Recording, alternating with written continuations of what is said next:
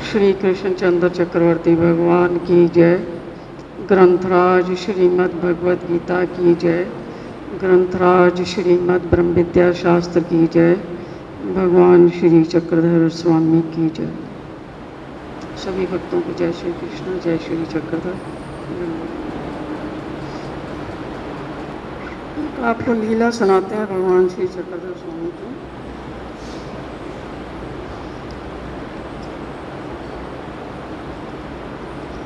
जो हम सबके जीवन से बहुत ज़्यादा मेल खाती है, क्योंकि कलयुग का जीव ऐसा ही बना हुआ है। कितना भी पढ़ लिख जाए, कितना भी समझदार हो जाए, कितना भी ज्ञान प्राप्त कर ले, तो भी उसकी जैसी अवस्था रहती है वो इस लीला में बताई गई है। वो ध्यान से सुनना। महिम भट्ट का नाम सुना है, जिन्होंने लीला चरित्र लिखा है, जो चरित्र हम पढ़ते हैं श्री चक्रधर स्वामी का, ठीक है। तो आप जान सकते हैं कि वो कितने विद्वान होंगे और कितने समय तक भगवान के सन्निधान में भी रहे।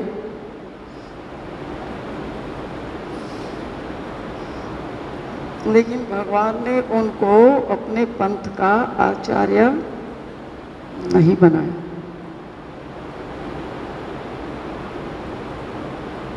सोचने पे मजबूर करता है ना। जिस आदमी में इतनी बुद्धि है कि वो लीला चरित्र की एक एक बात को वेरीफाई करके और आगे से आचार्य से वेरीफाई करवा के लिख सकता है, उसको आचार्य क्यों नहीं बनाया? आचार्य किसको बनाया? टोटल अनपढ़, अक्षरों की पहचान नहीं है, अक्षर नहीं पहचान पाते।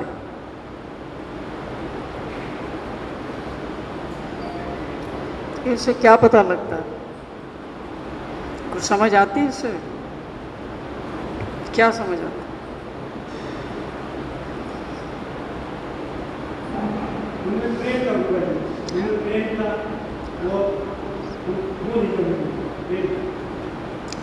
उनका भगवान के प्रति प्रेम था। और प्रेम जाहिर कैसे करते हैं, प्रकट कैसे करते हैं प्रेम को? भाव का मतलब है कि आपके जो भाव और भावना है वो ईश्वर के प्रति जब तक शुद्ध नहीं है, आपका खोपड़ा किसी भी काम में आने वाला नहीं है। गड़बड़ यहाँ पर नहीं है। गड़बड़ कहाँ पर है? भावनाओं। भावना आपकी शुद्ध नहीं है। आप रोज उठ के गीता के 18 अध्याय का पाठ करो और रात को भी, शाम को फिर बैठ जाओ, 2 घंटे 18 अध्याय का पाठ करो।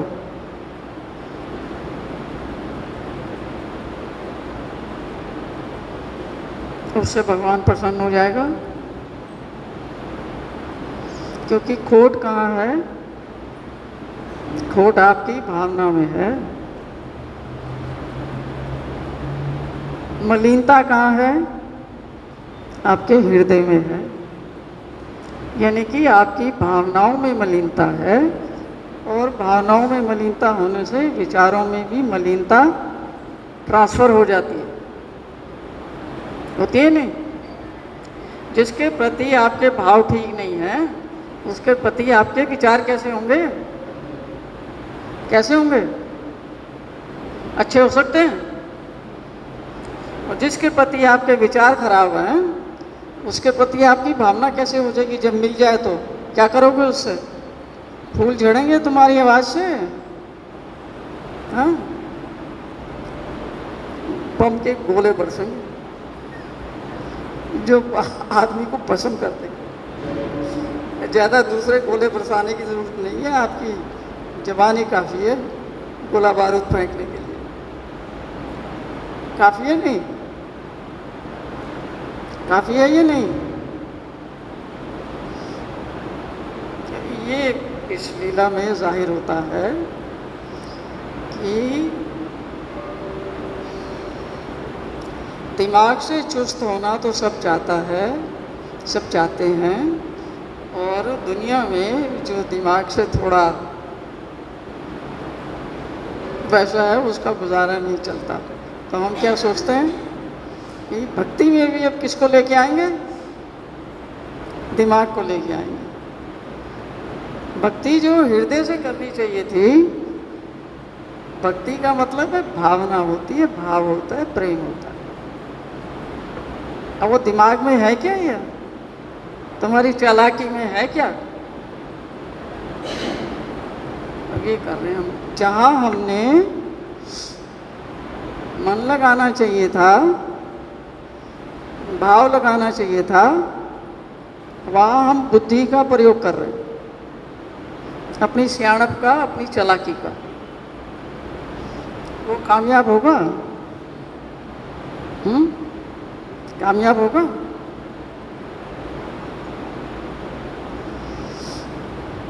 तो अभी तक यही नहीं पता कि बुद्धि कहाँ लगानी है और हृदय कहाँ लगाना है। उल्टी गंगा बहा रहे हैं। जो काम खोपड़े से लेना चाहिए था, वहाँ खोपड़ा ना लगा करके अपनी भावनाएं लगा रहे हैं, और जहाँ भावना लगानी चाहिए थी वहाँ पर इसका इस्तेमाल हो रहा है। तो कभी भी जीवन में बैलेंस आएगा, सुख आएगा, शांति आएगी, आनंद आएगा? आएगा? तुम व्यापार के सारे काम में अपना दिल लगा दो, दिल से करो सारा व्यापार है,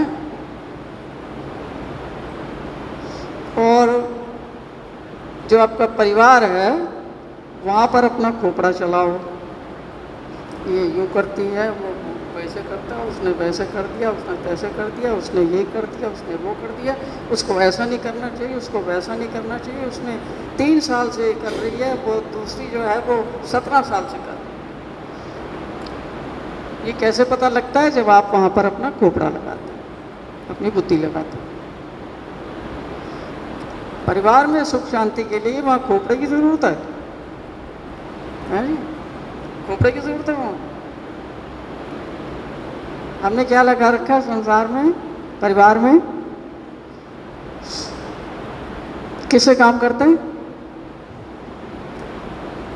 खोपड़े से काम करते हैं। दिमाग चलाते हैं वह खूब अपना, सारे काम दिमाग चलाने से करते हैं वहाँ, घर के सारे काम।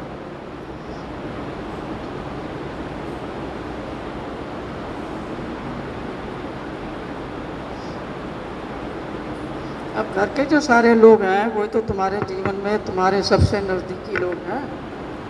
उन नज़दीकी लोगों के साथ में खोपड़ा लगाना चाहिए या हृदय लगाना चाहिए? संबंध है ना आपके, माता के साथ, पिता के साथ, भाई के साथ, पत्नी के साथ, बहन के साथ, फूफी के साथ। वहाँ आप क्या लगाओगे? आप अपना खोपड़ा लगाओगे तो तुम्हारा संबंध कितने दिन टिकेगा? टिक सकता है? क्यों नहीं टिक सकता है? क्योंकि हर एक व्यक्ति में जितनी कमजोरियां तुम में हैं उतनी दूसरे में भी है, और हमें अपनी तो नज़र आती नहीं, लेकिन दूसरों की हमें प्रत्यक्ष नज़र आती है, और माँ भयंकर नज़र आती है।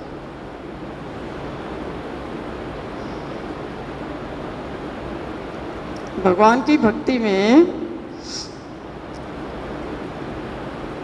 हृदय की ज़रूरत पड़ती है पहले, या इसकी किताबी नॉलेज की? किसकी ज़रूरत पड़ती है? हृदय चाहिए ना पहले। भक्ति का मतलब ही है कि एक समर्पण की भावना है, एक प्रेम की भावना है। जहाँ प्रेम हो जाता है वहाँ पैसा या खूबसूरती या शक्ल या रिश्तेदारी या ज़मीन जायदाद वो कोई भी नज़र आते हैं? आते हैं? वो है भावना।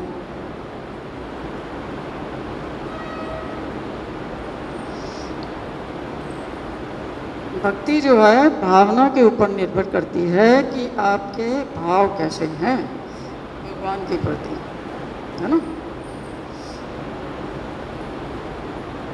जिसके प्रति आपका प्रेम का भाव होता है उसी की बात आप सुनते हो। पति पत्नी में प्रेम नहीं है तो एक दूसरे की बात सुनेंगे? सुनने का प्रश्न उठता है। इसलिए एक का मुंह उत्तर है, दूसरे का दक्षिण है, एक का पूर्व है और दूसरे का पश्चिम। तो सुन ही नहीं सकते एक दूसरे की बात।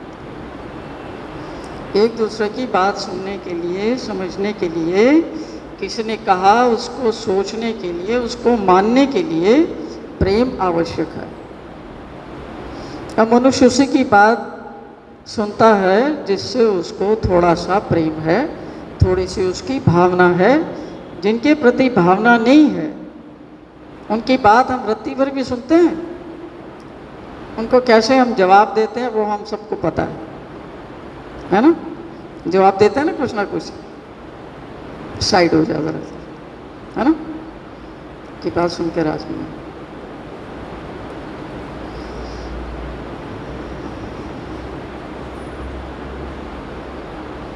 भगवान बताते हैं कि भक्ति का ही दूसरा नाम है प्रेम। भक्ति की जो उच्चतम अवस्था है उसको ही प्रेम कहते हैं।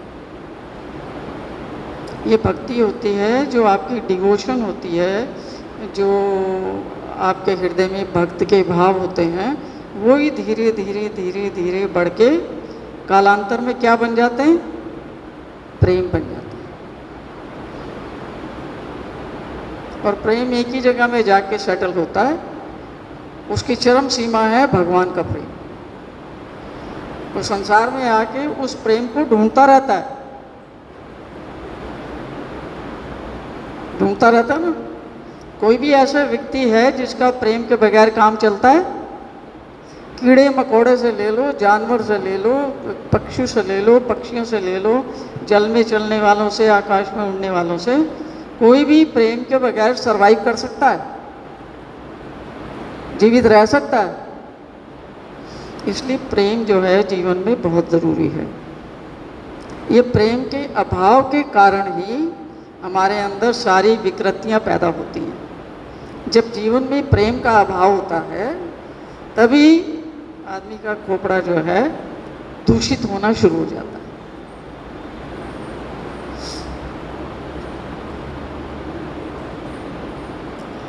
तो जो भक्ति की परिभाषा है, भक्ति ऐसी है जैसे भक्ति का दूसरा नाम प्रेम है, उसकी उच्चतम अवस्था प्रेम है। भक्ति का ये मतलब नहीं कि आपने उसकी आरतियां उतारनी है। भक्ति का ये मतलब नहीं है कि उसके जाके आपने पैर दबाने हैं। भक्ति का ये मतलब नहीं है कि जो वो कहे आपने उसको हूबहू वैसे का वैसा मान लेना है। भक्ति का मतलब है प्रेम।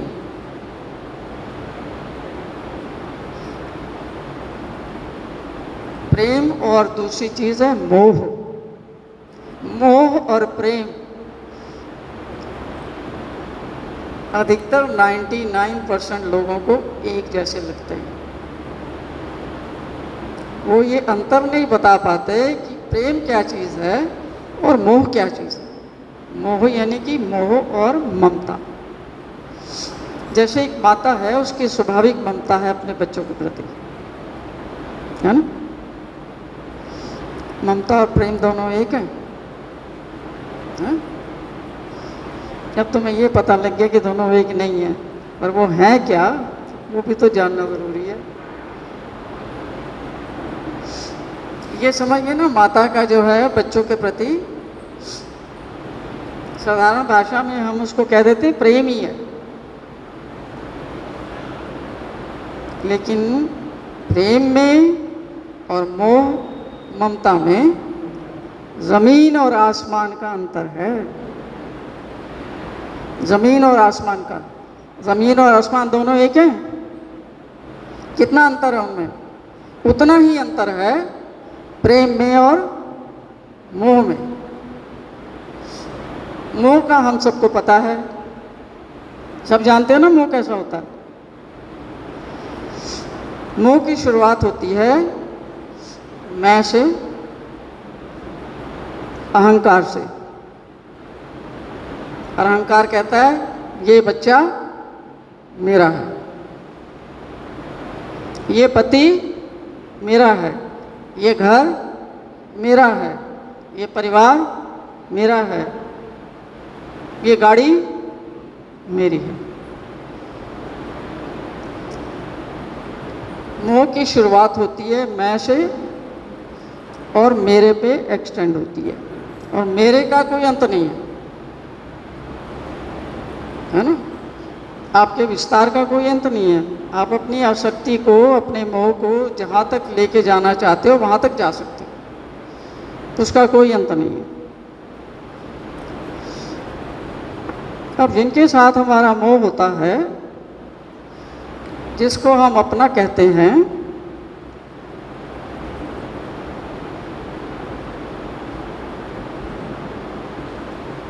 मोह आगे चल के क्या चाहता है कि जो मेरा है, जिसको मैं कहता हूँ कि मेरा है, वो जैसा मैं चाहता हूँ वैसा करे तो वो मेरा है, और अगर नहीं करता तो वो मेरा नहीं। देख रहे हैं फर्क, पता लग रहा है। मोह वाला इंसान कहता है कि ये मेरे बच्चे हैं, इनको मेरी इज्जत करनी चाहिए, इनको मेरा मान सम्मान करना चाहिए, मेरे मान सम्मान के अलावा इनको कोई गड़बड़ी नहीं करनी चाहिए। ये मेरी गाड़ी है, मेरे बच्चों को इस गाड़ी की संभाल करनी चाहिए। ये घर मेरा है, उसको क्या करना चाहिए, ठीक ठाक रखना चाहिए, उसमें तोड़फोड़ नहीं करनी चाहिए, गंदगी नहीं फैलानी चाहिए, और सौ प्रकार की बातें हैं जो आपको करनी है। तो जो मोह और ममता है वो आपके ऊपर कंट्रोल रखते हैं। कंट्रोल समझते क्या होता है? आपके ऊपर अधिकार जमाते हैं। जब वो कहेंगे कि मेरा बेटा है या मेरी बेटी है, तो अब वो पढ़ने जाएगी तो कम नंबर ला दिए या फेल हो गए, अब उनका प्रेम वैसा ही बना रहेगा तुम्हारी तरफ, उनकी मोह ममता वैसी बनी रहेगी तुम्हारी तरफ। अगर 3-4 भाई बहन हैं, वैसी बनी रहेगी, बनती रहती है? नहीं बन सकती, क्योंकि जो मोह और ममता है ये उम्मीदों पे खड़ी होती है। इसके पीछे बहुत सारी इच्छाएं हैं, इसके पीछे बहुत सारी उम्मीदें हैं। अगर आपने उनकी उम्मीदों पे पानी फेर दिया तो कहाँ जाएगी अब आपकी मोह ममता? रख पाओगे? फिर वही लोग जो है कहना शुरू कर देते हैं इससे अच्छा तो तुम पैदा ही ना होते। अरे नाक में दम कर दिया तुमने, तुम्हारे जैसी बेवकूफ़ कोई नहीं है। ये कौन कह रहे हैं? वही। समझ रहे इसमें मोह और ममता का। अब पति से ममता कर ली, अब पति की हर चीज़ पे उनकी नज़र होगी। भाई कितने बजे आ रहा है, कितने बजे जा रहा है, किसी और के पास तो नहीं जा रहा है ना, वहाँ से इतने बजे निकला था अभी तक घर क्यों नहीं पहुँचा, जरूर कहीं गया होगा। मतलब आप उसके जीवन में इतनी दखल अंदाजी करना शुरू कर देते हैं कि उसको, वो कहता मर जाऊँ ऐसी ज़िंदगी से तो ज़्यादा अच्छा है कि मुझे अपनी ज़िंदगी के बारे में इतना एक्सप्लेन करना पड़ता है, इससे तो मर जाऊँ ज़्यादा अच्छा है। यंग लोग आत्महत्या क्यों कर रहे हैं? किस लिए करते हैं? उनके पास खाने को भी है, पीने को भी है, माँ बाप भी हैं प्यार करने वाले, फिर उनको आत्महत्या की क्या ज़रूरत आ जाती है? क्योंकि पति और पत्नी का आपस में ये जो शक पैदा हो जाता है वो शक का इलाज है किसी के पास? एक वो पुराने हकीम की बात करते हैं, लुकमान हकीम। वो कह देते हैं लुकमान हकीम के पास भी शक का कोई इलाज नहीं है। शक आपको बर्बाद कर देता है, तबाह कर देता है। और ये सब किससे हो रहा है? मोह के कारण हो रहा है। अब प्रेम की बात सुनो। प्रेम में किसी को भी कंट्रोल करने की कोई बात नहीं होती। आप ना उसको प्यार इसलिए करते हैं कि उसके पास पैसा है, या वो सुंदर है, या वो स्मार्ट है, या वो पढ़ा लिखा है, या वो आपका कुछ करेगा। आपको एक स्वाभाविक प्रेम है, उसमें कंट्रोल ज़ीरो है। कंट्रोल समझते हैं? ज़ीरो कंट्रोल होता है उसमें। उसको कहते हैं अनकंडीशनल लव, कि बगैर किसी अटैचमेंट के, बगैर किसी और कारण के आपका शुद्ध प्रेम है। वो प्रेम क्या चाहता है कि ये व्यक्ति तरक्की करे, ये व्यक्ति आगे बढ़े, ये व्यक्ति सुखी हो, और उसमें किसी से कोई उम्मीद नहीं बंधी होती कि तुम मेरे लिए ये करोगे तो मैं फिर तुम्हारे लिए ये करूँगा। समझ आ रही है बात? तो हमारा जो संसार का जो प्रेम है, जो लड़के लड़की में हो जाता है, और फिर वो कहते हैं कि तुम्हारे लिए तो हम आसमान से तारे भी तोड़ के ले आएंगे। वो पता नहीं कौन कौन से गाने चला रखे हैं। क्या है एक वो हर रोज़ आ रहा है, क्या है? अरे तेरे को पता होगा, सुना ना? कौन सा है? तो कौन सा है वो? भूल रही हूँ। निशी, याद है कोई ऐसा कुछ? किसको याद है? याद है बता दो। हम ये नहीं कहेंगे कि तुम सारा टाइम वो देखते हो, नहीं कहेंगे, बिल्कुल नहीं। बता दो ना कौन सा है वो, किसको याद आ रहा है? हाँ बता दो, बनाओ। स्नेहा, याद आ रहा है? हाँ, अब इनको याद भी आता होगा तो नहीं बताएंगे, कहेंगे भाई जी सोचते होंगे कि ये सब देखते हैं, है ना? अब याद आया भी होगा तो भी नहीं बताएंगे। एक बहुत पॉपुलर है, सारा दिन वो चलता रहता, सारा दिन वो गाते रहते हैं, उसके शब्द जो है ना। ऋषिमुनि याद है कुछ? हाँ हाँ, क्या कह रहा है? क्या कह रहा है? हाँ? अरे वो थोड़ी है, वो तो बहुत पुराना हो गया। वो तो बहुत पुराना हो गया, अभी नए आ रहे हैं कुछ। भाई पता नहीं क्या, चांद से सितारे तोड़ के कुछ ऐसा कुछ है। चांद से सितारे तोड़ के कुछ ऐसा। मीनू बता दे। हैं?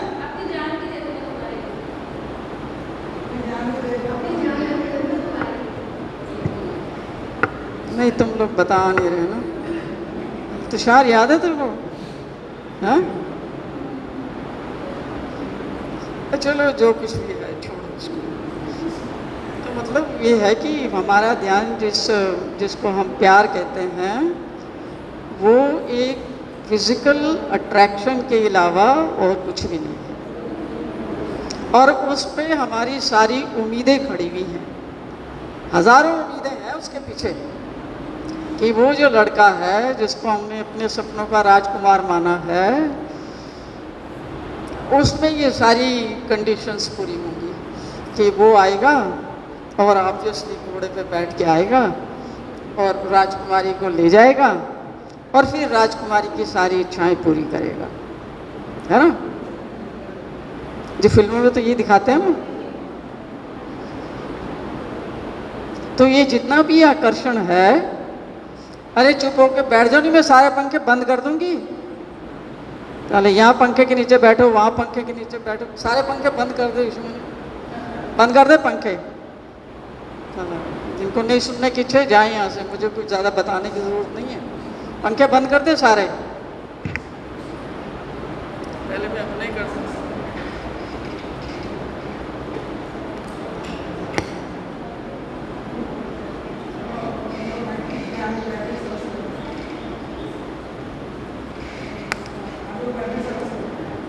बंद कर दे सारे पंखे। सारा तुम्हारा ध्यान तुम्हारे शारीरिक सुख पे लगा हुआ है कि मेरे को हवा आ रही है नहीं, या क्या तुम ये सुनने लायक हो? इसको सॉरी, मैंने आपको ये बताने का प्रयास किया। चलो, तो तुम्हारी मोह की बात हो रही है, उसको करके मैं इसको ख़त्म करती हूँ। तो मोह का अंतर समझ आ गया कि मोह क्या चीज़ है। इसको भी बंद कर दिया, कर दिया। अब जब भी मैं आऊँ सारे पंखे बंद, फिर मैं देखती हूँ कितनी देर तुम टिकते हो यहाँ।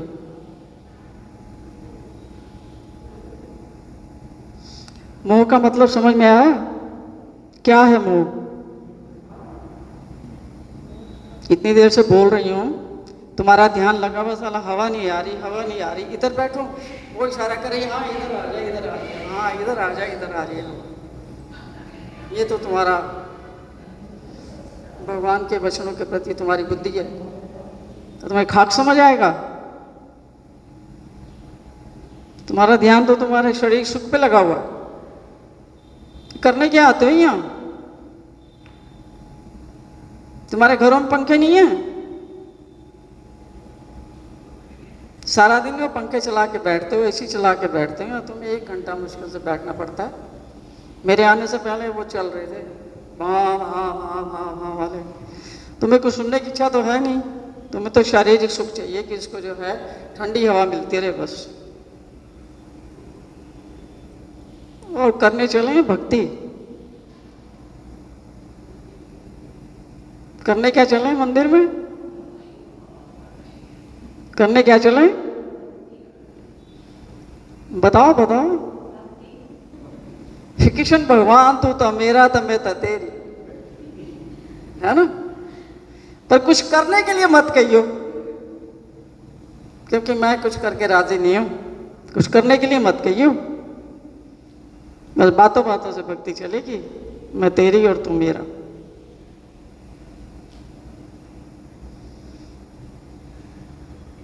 जब जब आपने सुख साधनों को अपनाया है, तब तक आप भगवान के नजदीक है या उससे दूर है? दूर हो रहे हैं। तुम्हें सुख साधन चाहिए, भगवान नहीं चाहिए, क्योंकि सुख साधन का रास्ता इधर है और भगवान का रास्ता दूसरी तरफ है। जो आदमी सुख साधनों में लिप्त है, लिख लेना इसको कहीं कि वो जिंदगी में कभी भी भक्ति नहीं कर सकता, क्योंकि उसके सुख साधन ही उसको मजबूर करेंगे कि मैं ये खा लूं, मैं ये पी लूं, मैं ये ओढ़ लूं, मैं ये पहन लूं, मैं ये चमका लूं। फिर टाइम कहाँ है भक्ति के लिए? कौन सा टाइम निकालोगे? कौन सा टाइम निकालोगे? पहले जो भगवान की किसी भी चीज़ को जो हमारे लिए लाभदायक है, उसको हम सारे दिन के आखिर तक टालते रहते हैं। सुबह उठ के क्या करेंगे? अपने धंधों में लगेंगे, नाश्ता दे दो, पानी दे दो, ये दे दो, पानी तैयार कर दो, नहा लेंगे, कपड़े पहन लेंगे और तैयारी कर देंगे, अपना बाहर चले जाएंगे। जो भी करना है, पढ़ना है, लिखना है, कॉलेज जाना है, स्कूल जाना है, यूनिवर्सिटी जाना है, ऑफिस में जाना है। वापसी आएंगे तब भी हमें टाइम नहीं है। वापसी आएंगे तो हम बहुत थके हुए आए हैं बाहर से, अब हमें क्या चाहिए? अब हमें आराम चाहिए। कुछ हमें ठंडा पिला दो, कुछ और हमें खिला दो, थोड़ा आराम कर लेंगे, थोड़ा मोबाइल देख लेंगे, थोड़ा कुछ और कर लेंगे। अरे बेटा एक अध्याय पढ़ना था गीता का, वो भी पढ़ लो। हाँ हाँ पढ़ लेंगे, सोने से पहले ज़रूर पढ़ के सोएंगे। और देखते देखते देखते इतने थक गए, लेट गए, इतना पंखा चल रहा है, कूलर चल रहा है, एसी चल रहा है और उसमें आ गई नींद। अब कब पढ़ोगे? कब पढ़ोगे?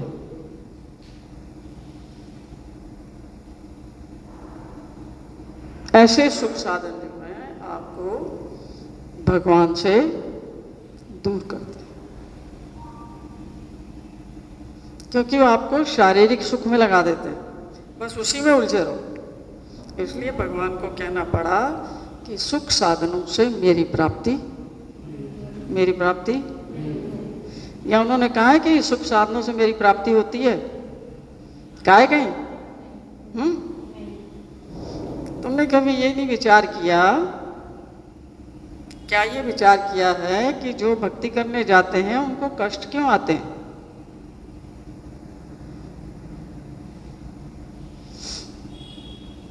मीरा की जिंदगी आपके सामने है, भक्ति करने चली थी ना, क्या हुआ था जीवन में? जितने कष्ट मीरा को आए थे उसकी तुलना में आपको कितने कष्ट हैं? आपके कष्ट और मीरा के कष्ट में कोई तुलना है? आपके कष्ट 1% भी नहीं हैं मीरा की तुलना में। और थोड़ा और आगे चले जाएंगे तो जो माता कुंती और पांडवों के ऊपर कष्ट आए थे, हालांकि वो भगवान के भक्त थे और भगवान प्रत्यक्ष में उनके साथ थे, उठते बैठते थे, खाते पीते थे।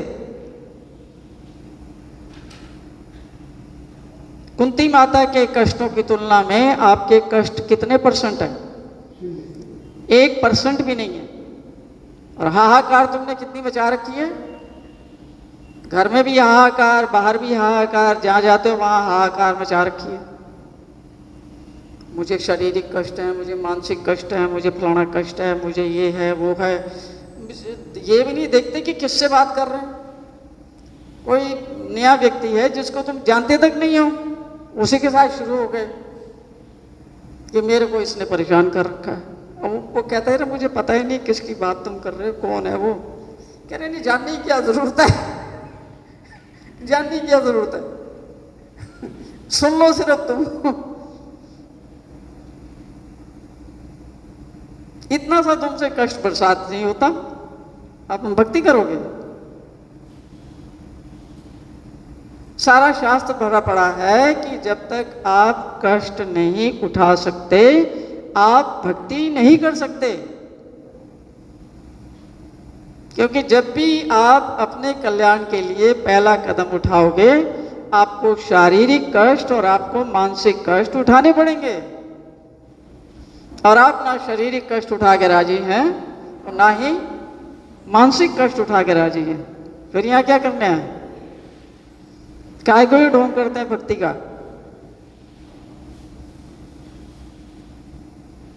आ रहा समझ?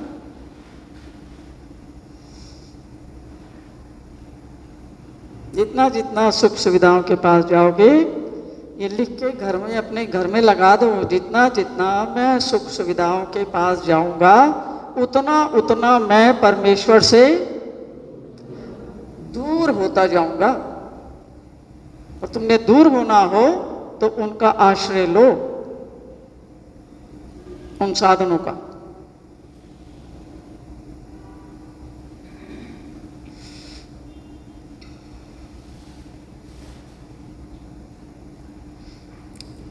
दूसरी बात, जो प्रेम है और मोह और आसक्ति, उसमें ये अंतर है कि मोह और आसक्ति में आपकी कामनाएं होती हैं, आपकी अपेक्षाएं होती हैं।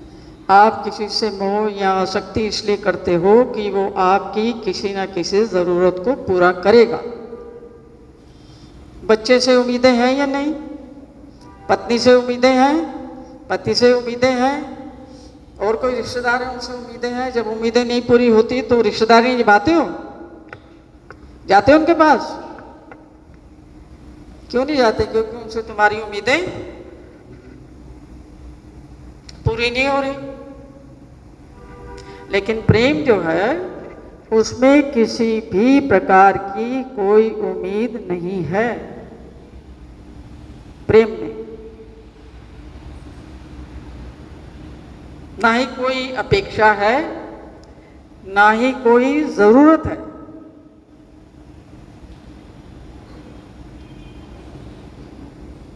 तो ये मुख्य अंतर है। इसलिए जो प्रेम करना जानता है, जो प्रेम की कदर करता है, प्रेम की पहचान जिसको है, वो एक परमेश्वर है। मनुष्य को प्रेम की पहचान नहीं, इसलिए वो प्रेम को क्या समझता है? आसक्ति को ही प्रेम समझता है। उसको प्रेम का पता ही नहीं है, क्योंकि प्रेम जो है वो कुर्बानी मांगता है, वो त्याग मांगता है। और आसक्ति क्या है? आसक्ति क्या है? आसक्ति यानी कि जो आपका जो मोह है वो कुछ त्याग करने के लिए तैयार है क्या? उसमें कोई त्याग के लिए कोई तैयारी है? त्याग उसमें जीरो है। त्याग अगर होता भी है तो एक तरफा होता है, दोनों पार्टी त्याग करने के लिए तैयार नहीं होते। जैसे माता और बच्चे का जो संबंध है उसमें माता सब प्रकार का त्याग करने के लिए राजी है, लेकिन बच्चा भी त्याग करने के लिए राजी है कुछ? जीरो। इसलिए जो मोह है वो एक ना एक दिन आपके गले को घोट देगा। कब घोट देगा? जब आपकी सारी उम्मीदों पर पानी फिरना शुरू होता है, तब आपका लगता है कि अब सांस बंद हो जाएगी, इसलिए आपको अटैक आता है, इसलिए आपको और बीमारियां होती हैं, इसलिए अस्पताल जाते हैं, इसलिए स्टेंट डलते हैं, इसलिए सारी गड़बड़ होती है, क्योंकि उम्मीदें जो हैं अब पूरी नहीं हो रही। अब मुझे बताओ कि जिस व्यक्ति के अंदर अहंकार भरा पड़ा है वो प्रेम करने का पात्र है? वो प्रेम कर सकता है क्या? है? कर सकता है प्रेम? पहले तो अपने से प्रेम कर सकता है, अपनी आत्मा से। है? अपनी आत्मा से प्रेम नहीं कर सकता, और दिखावा किस चीज का करता है? कि मैं भगवान से प्रेम कर रहा हूं, किशन भगवान तू मेरा ते मैं तेरा। मतलब कहना जितना आसान है, करना भी क्या उतना आसान है। कहने से हो जाएगा? कहने और करने में कोई अंतर है? या कहने से ही हो जाता है? रोज सुबह उठ के हम कहते रहे श्री कृष्ण भगवान तू मेरा ते मैं तेरी, कृष्ण भगवान मैं तेरा ते तू मेरी, कृष्ण भगवान तू मेरा ते मैं तेरी। कहते रहो आप, 108 मंत्र करो इसके, बन जाओगे उसके। है? कर तो रहे हो, जब तो रहे हो, है ना? हो जाओगे। क्या करना पड़ेगा होने के लिए? क्या छोड़ना पड़ेगा?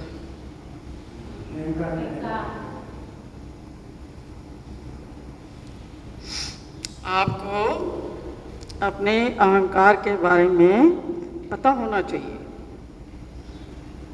और जब तक हम अपने अहंकार को समझने के लिए तैयार नहीं हैं, हम भक्ति के योग्य भी नहीं हैं।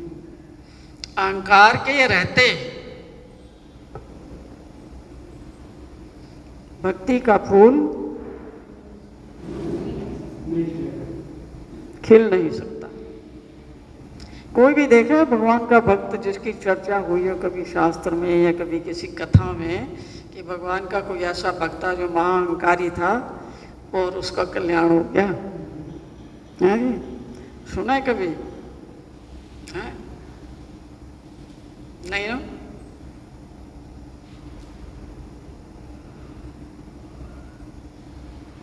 अब अहंकार इतना सूक्ष्म है कि हमें पता ही नहीं लगता कि ये अहंकार के कार्य हो रहे हैं। और काफी लोग सोचते हैं कि हम तो निरअहंकारी हो गए हैं, है ना?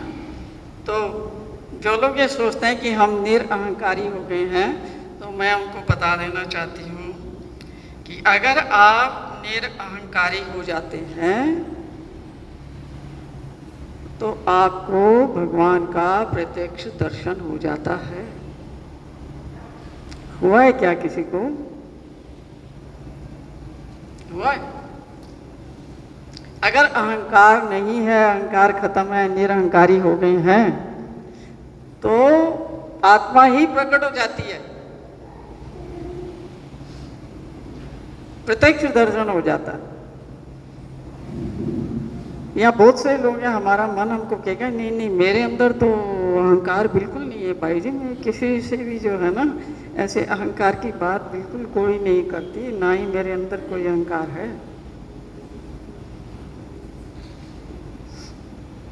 तुम्हारा मन भी सबको कहता होगा कि मैं तो बिल्कुल निरंकार हूँ, मैं तो किसी से कुछ करता नहीं हूँ, मैं तो बिल्कुल सेवादार हूँ, सेवादार की भांति रहती हूँ, रहता हूँ, मेरे अंदर भाई जी बिल्कुल अहंकार नहीं है। मन कहता ना, कई बार कहता ना मन, कितने लोगों का मन कहता है कि मैं निरंकार हूँ, है? कहता तो है ना, अंदर से आवाज़ तो देता ना, नहीं देता? नहीं देता तो अच्छी बात है, उसको कुछ समझ है, उसको पता है कि वो निरंकार अभी नहीं है, इसलिए वो नहीं कहता।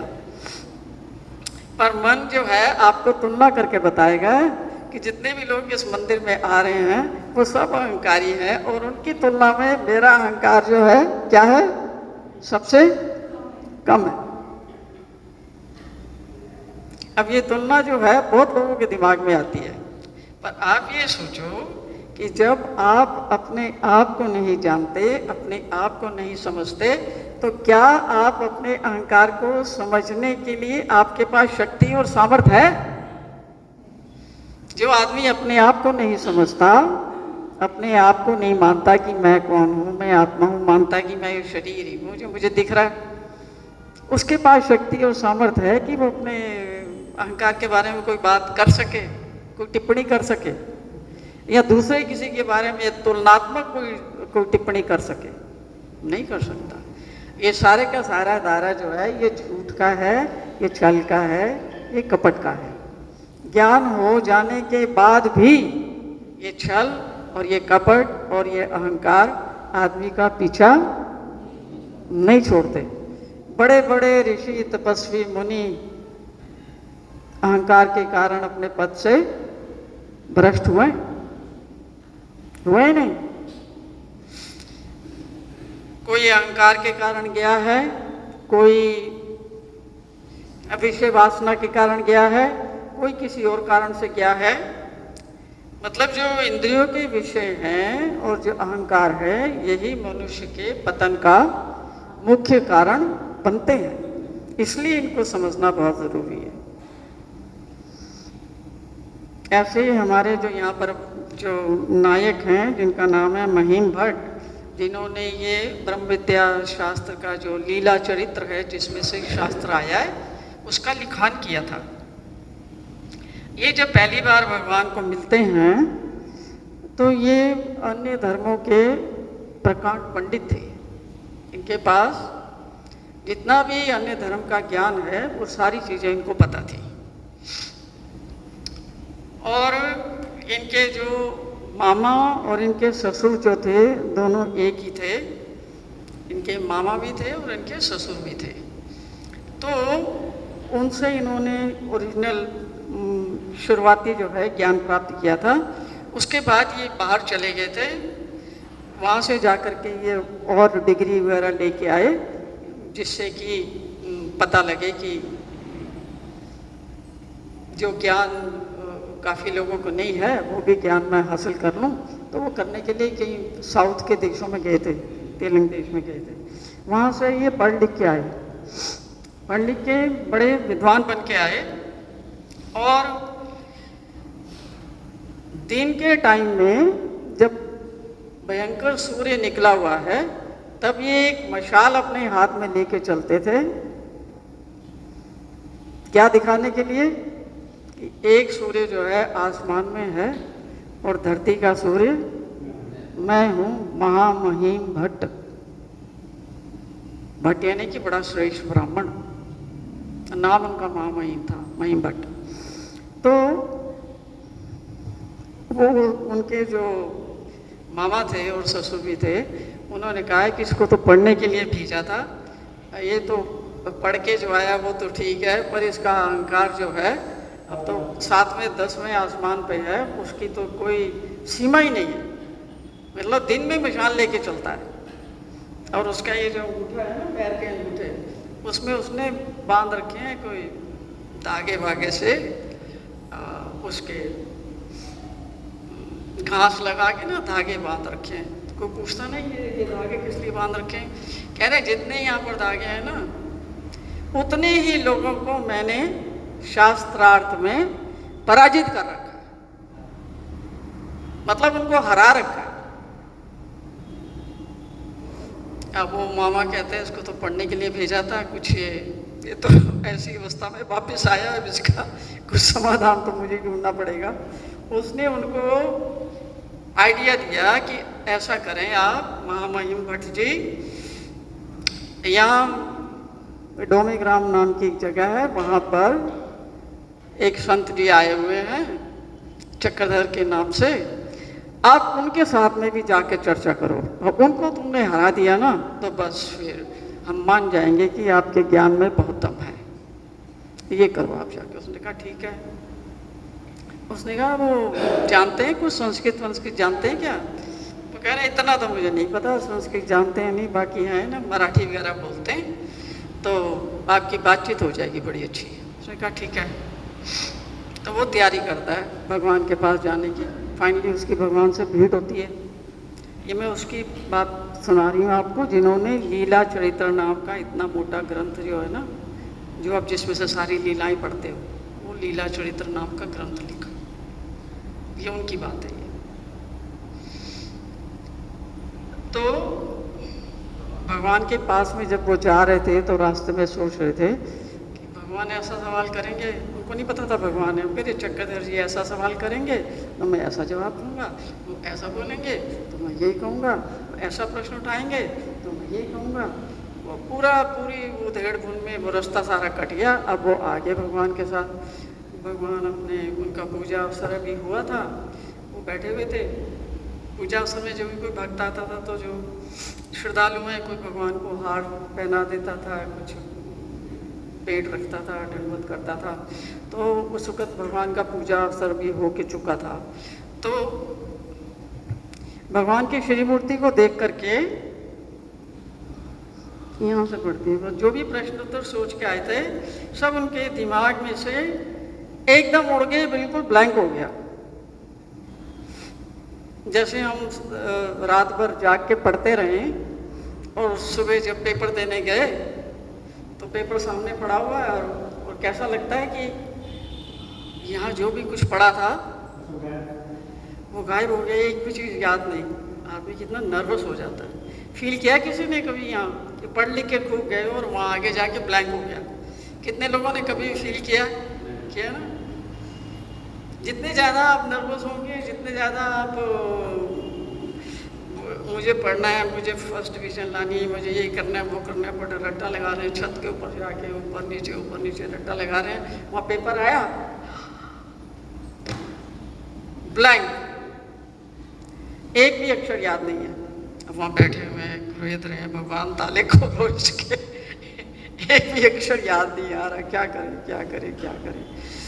तो महिम भट्ट ने जितनी भी वो धेड़ बुन करे थी वो सारी डिलीट हो गई वहाँ से। एक भी चीज़ उसको यही नहीं पता लगा कि मुंह किसके लिए खोलूं, क्या करूं, बात करने को नहीं कुछ, सब कुछ उसके मस्तिष्क से उड़ गया।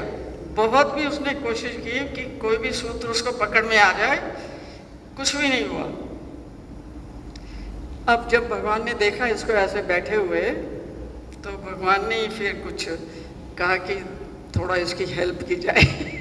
तो भगवान ने उसको कहा कि विप्रवर यानी कि श्रेष्ठ ब्राह्मण, कि आप मुझे ये बताएं कि जो जन्म और मरण के चक्र से मनुष्य मुक्ति कैसे प्राप्त कर सकता है। भगवान ने ही चर्चा शुरू की। तो भगवान के विचार सुनते ही महिम भट्ट एकदम चौंक उठा। उसको फिर सब याद आना शुरू हो गया कि मैंने तो पूरी इनके साथ चर्चा करनी थी, किस काम के लिए मैं आया था। तो फिर उसको ध्यान आया और उसने कहा, अब उसका अहंकार जीवित होने लगा। पहले बिल्कुल मर चुका था, देखते ही भगवान को उसको दोबारा से वो जीवित होने लगा। और वो क्या कहता है, वो क्या बोला? वो कह रहा है कि आप इतना भी नहीं जानते, मतलब आप जो यहाँ संत जी बन के बैठे पड़े हैं, आप इतना भी नहीं जानते हैं कि मतलब संसार के बंधनों से कैसे मुक्त हुआ जाता है। ये प्रश्न किया आपने।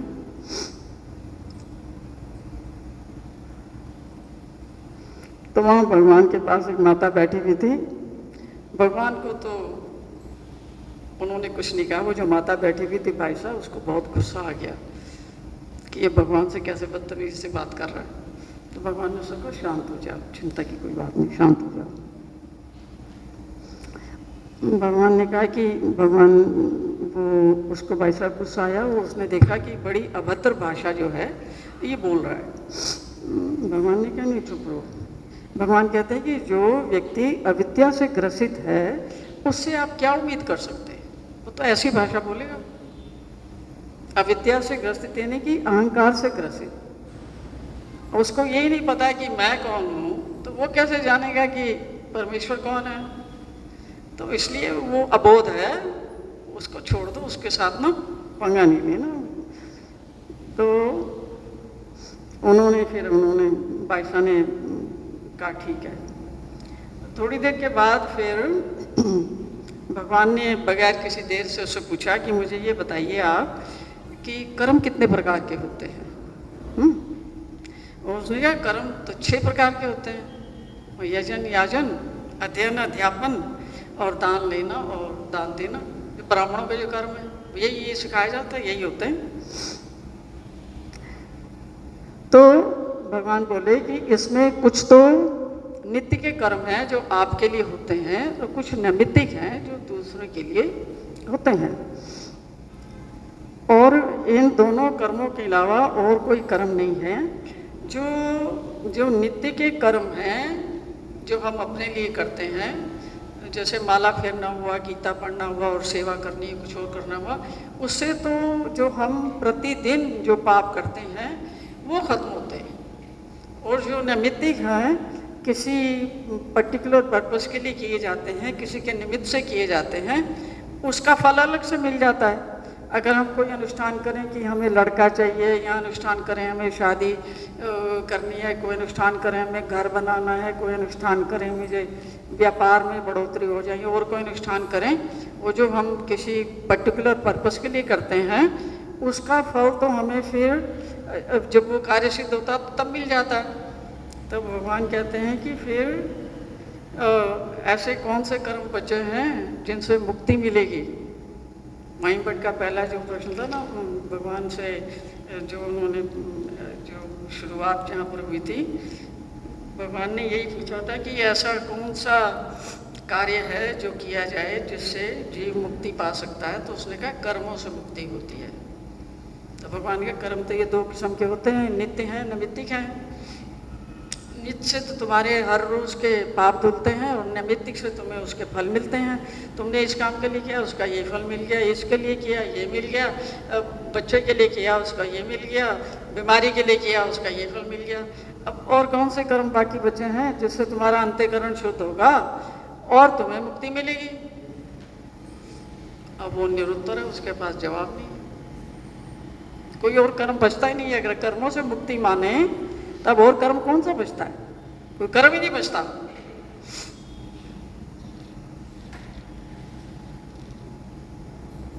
उसके बाद तो भगवान कहते हैं कि फिर अब कौन से कर्म ऐसे बचते हैं जिससे जीव का अंतःकरण शुद्ध होता है और उसका वैराग्य जागता है और उसको मुक्ति प्राप्त होती है। एक कर्म के 2 फल तो नहीं हो सकते, एक ही फल होगा ना। नित्य जो है तुम्हारे लिए है और नैमित्तिक जो है दूसरों के लिए है।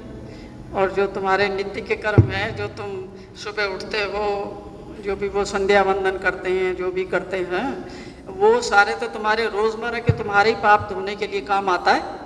और दूसरा जो है वो दूसरों के लिए है, उसका फल अलग मिल जाता है। और कौन से कर्म है जिससे तुम्हारा अंतःकरण शुद्ध होगा और तुम्हें मुक्ति मिलेगी? तो वो जो थे, अब उत्तरहीन हो गए, उनके पास कोई उत्तर नहीं था, शांत हो गए बिल्कुल चुपचाप। उनके पास सारे षड शास्त्र थे, उन्होंने अपने दिमाग में सब दौड़ा लिया कि मैं इस प्रश्न का उत्तर क्यों नहीं दे पा रहा, मेरे पास इस प्रश्न का उत्तर नहीं है।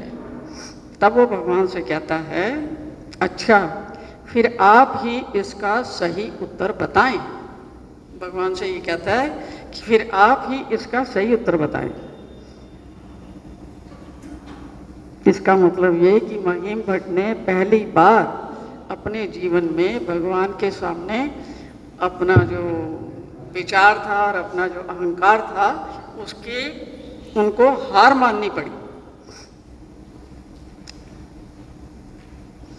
फिर भगवान बोले कि भट्टो, इस संसार में परमेश्वर की भक्ति, सेवा, दास्य से जीव जन्म मरण के चक्र से मुक्त होता है। उसको किसी भी जीव या देवता की भक्ति से ये मुक्ति नहीं मिलती। और वो जो परमेश्वर है जिसकी मैं बात कर रहा हूँ, वो परमेश्वर ओरिजिनल अवस्था में निर्गुण और निराकार रहता है और जीवों को अपना ज्ञान और प्रेम देने के लिए वो निराकार से साकार होता है, यानी कि अवतार धारण करता है, शरीर धारण करके आता है, मनुष्य रूप में अवतार लेता है और वो जीवों को अपना सन्निधान देता है, सन्निधान देके अपना ज्ञान देता है और उसके ज्ञान को प्राप्त करने पर जीवात्मा सारे बंधनों से मुक्त हो सकता है। तो ये जो पूर्वी प्रकरण है ना, उस समय भगवान ने ये पूर्वी प्रकरण का निरूपण महिम भट्ट को किया।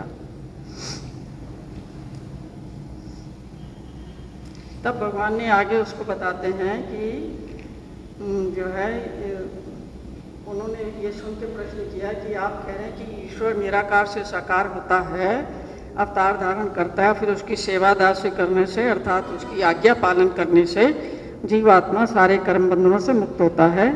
पर आप ये तो स्पष्ट करें कि वो अवतार कौन से हैं जिनका सेवा दास्य किया जाए और जिनके सेवा दास्य से जीवात्मा कर्मों के बंधनों से मुक्त हो। तब भगवान ने उनको कहा कि द्वापर युग में जैसे श्री कृष्ण भगवान आए थे, आप उनकी भक्ति करके, उनकी गीता अवेलेबल है, उनकी भक्ति करके, उनका नाम स्मरण करके, उनकी आज्ञाओं का पालन करके आप कर्म बंधनों से मुक्त हो सकते हैं। अब तो वो बोले कि भगवान वो तो युग तो था, चला गया है, अब मैं तो उनसे कोई प्रश्न नहीं कर सकता। उन्होंने कहा गीता है, गीता पढ़ो, गीता में सारे प्रश्न सारे उत्तर हैं, सब कुछ तो इसलिए उसमें दिया गया है। फिर वो कहे कि मुझे तो कोई ऐसा व्यक्ति चाहिए, ऐसा अवतार चाहिए जिससे मैं साक्षात प्रश्न कर सकूं और मेरे उत्तर मिलें। तो भगवान ने कहा ठीक है, फिर तुम सिंहाद्री पर्वत पर चले जाओ, वहाँ श्री दत्तात्रेय महाराज हैं, उनसे आप करो। फिर महिम भट्ट जी कहते हैं कि जो दत्तात्रेय महाराज हैं वो तो अदृश्य रूप में रहते हैं, उनका दर्शन तो जो है दुर्लभ है, कहाँ संभव है। तो इसलिए मैं कैसे उनको जानूं और उनकी सेवा करूं, उनके पास जाऊं, तो वो भी उन्होंने मना कर दिया।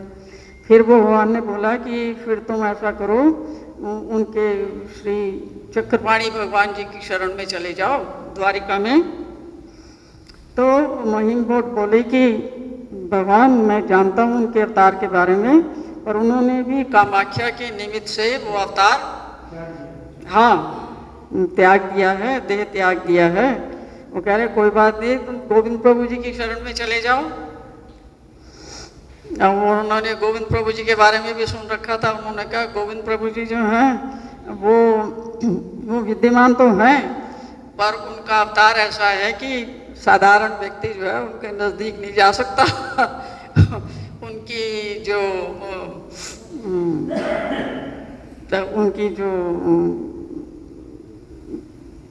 उनकी प्रवृत्ति को कोई नहीं जान सकता, उनके पास कोई नहीं जा सकता, उनकी सेवा कोई नहीं कर सकता। फिर मुझे आप बताओ कि किस अवतार का मुझे सेवा दास्य मिलेगा और मैं उसकी सेवा करूंगा और फिर मैं अपने कर्म के बंधनों से मुक्त हो पाऊंगा। तब फिर आखिर में भगवान कहते हैं कि जिस प्रकार हमारा सेवादासी करने से आप कर्मों के बंधनों से मुक्त हो सकते हैं। तब भगवान ने अपनी तरफ इशारा करके कहा कि जीव को हमसे वेद और बोध और सब प्रकार की शक्तियां प्राप्त होती हैं। भगवान ने अपना ईश्वरत्व उजागर किया उसके सामने और कहा कि जैसे हम ईश्वर अवतार हैं, हमसे जीवों को वेद भी मिलता है, प्रेम यानी कि वेद, और बोध भी मिलता है यानी ज्ञान भी प्राप्त होता है। तो प्रेम और ज्ञान दोनों में से किसी भी साधन को अपनाकर जीवात्मा कर्मों के बंधनों से मुक्त हो सकता है।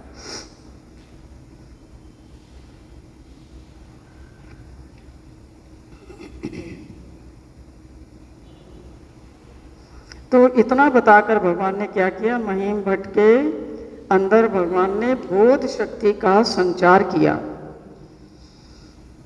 वो जब शुरू में आए थे, भगवान को उन्होंने आसन पर बैठे देखा था, तो ऐसे काया प्रणाम करते हैं। काया प्रणाम मतलब ऐसे ज़रा माथा झुका के ना ऐसे प्रणाम कर दिया। ये किसकी निशानी है?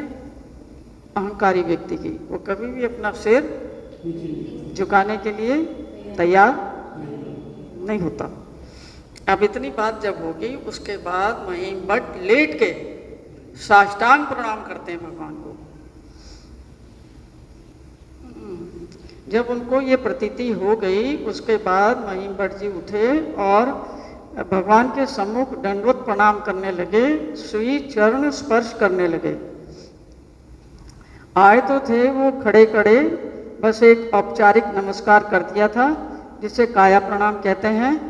अब उसी महिम भट्ट की सारी काया सर्वज्ञ के सम्मुख धरती पर लौटती हुई नजर आई और दोनों हाथों से चरणों का स्पर्श करके अभिवादन कर रही थी।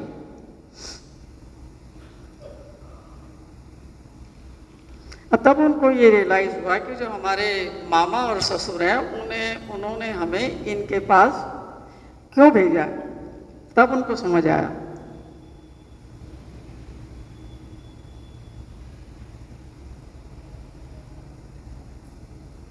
भगवान ने जब पहली बार ही महिम भट्ट से मिले थे, तो भगवान ने अपनी जितनी भी जानकारी थी संक्षेप रूप में उनको बता दी थी।